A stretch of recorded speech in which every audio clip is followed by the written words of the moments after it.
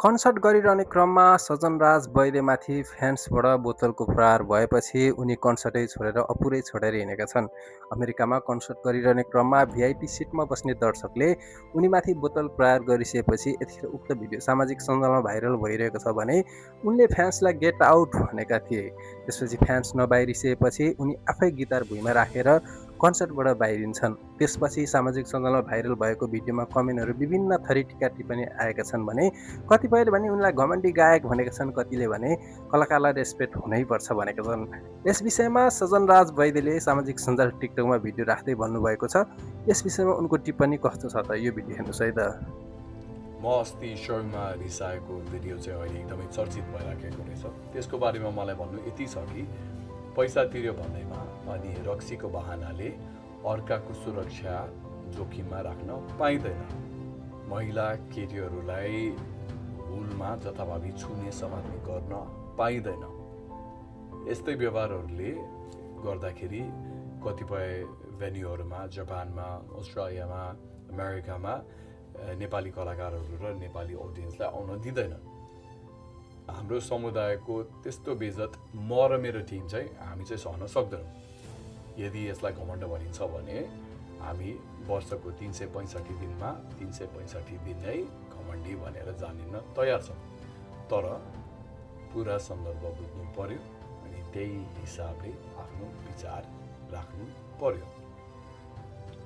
सोमा आउने भनेको एकजना मात्र होइन, एकजनाले मात्र पैसा तिरेर आउने होइन।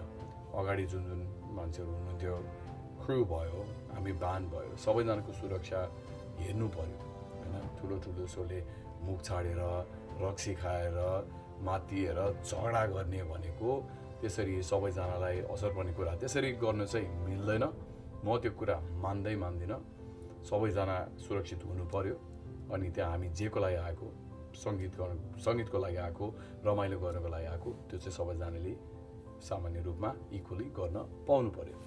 त्यही हो हाम्रो जुन अहिले यो नेपाली ग्रुपहरू, नेपाली इभेन्टहरूको एउटा रेपुटेसन छ, त्यो चाहिँ हामीले त्यसलाई इम्प्रुभ गर्ने भनेको हामीले मात्र सक्छ। अनि यस्तै कुराहरूमा एक्सन लिएर हो, त्यस्तै हो भनेर छोडेर गर्न सकिने होइन। सो आई होप यसले चाहिँ सबै कुराहरू क्लियर बनाउँछ अनि यस्तो एक्सन्सहरू चाहिँ फ्युचरमा हुँदैन। कलाकारलाई रेस्पेक्ट हुनुपर्छ, हामी पनि मान्छौँ। र नेपालदेखि उहाँहरू प्रस्तुति दिन भनेर उहाँहरूले मनोरञ्जन नेपालीहरूलाई दिनु भनेर जानुभएको थियो। अमेरिकामा बस्ने ती युवक या भनौँ ती व्यक्ति भिआइपी सिट खरिद गर्छन्। जति नै पैसा खर्च गरेर भिआइपी सिट खरिद गरे पनि यदि कलाकारहरूलाई रेस्पेक्ट हुँदैन भने त्यस्ता फ्यान्सहरू नआए पनि केही फरक पर्दैन। सजनराज वैद्य एकदमै राम्रो कलाकार, मलाई एकदमै मनपर्ने कलाकार। विशेष गरी कलाकारहरूलाई रेस्पेक्ट हुनैपर्छ र पैसा तिरेकै भरमा ब्याड टच र उनको मनसाय खराब बोकेका यस्ता फ्यान्सहरू नगए पनि केही फरक पर्दैन। एकजनाले गर्दा सजनराज वैद्यको कार्यक्रमै स्थगित भयो। जुन हिसाबले उनले भनेका छन् केटीहरू जिस्काउने चक्कर, रक्सी खाएर भिआइपी टिकटको नाममा आउने दर्शकहरू उनलाई चाहिँदैन भनेर सजनराज वैद्य आफैले भनिरहेका छन् भने तपाईँहरूलाई चाहिँ कस्तो लाग्यो त सजनराज वैद्यको टिका टिप्पणी र सजनराज वैद्य तपाईँहरूलाई कस्तो गायक लाग्छ कमेन्ट भने गर्नुहोला। र यस विषयमा को गलत छ को सही छ?